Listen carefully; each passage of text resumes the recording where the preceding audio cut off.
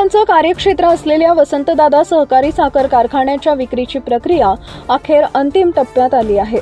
तुटपुंजा कर्जापोटी केंद्रीय सहकार मंत्री अमित शहा अध्यक्ष असलेल्या national cooperative development corporation NCDC यांच्या नियंत्रणातील DRT कोर्टाच्या आदेशानुसार येत्या 20 ऑगस्ट 2025 रोजी कारखान्याची ऑनलाईन लिलाव प्रक्रिया पार पडणार आहे। या संदर्भातील अधिकृत नोटीस वसाका कारखान्याच्या प्रवेशद्वारावर लावण्यात आली आहे।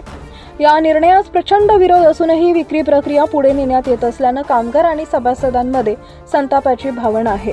एकीकडे सरकारला आलेली मरगळ दूर करण्याची प्रयत्नांची पराकाष्ठा केली पाहिजे असं म्हणायचे आणि दुसरीकडे शेकडो एकर जमिनी व मालमत्तेवर डोळा ठेवून ती मालमत्ता हळूहळू घशात घालण्याचा कुटील डाव केंद्रीय सहकार विभागाकडून आखला जातो आहे असं म्हणण्याची वेळ आली आहे। आज आपण वसंतदादा पाटील सहकारी साखर कारखान्याच्या वाल कंपाऊंडजवळ उभे आहोत।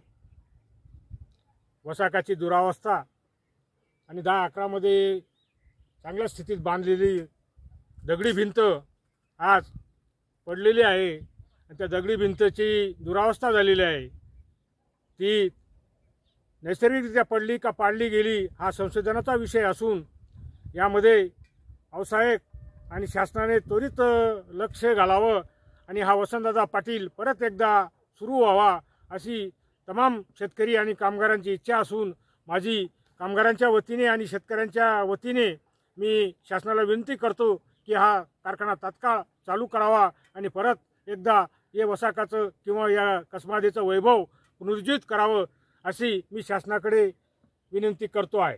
चॅनल सबस्क्राइब करा, बेल आयकॉनचे बटन दाबा, सोबत शेअर करायला विसरू नका।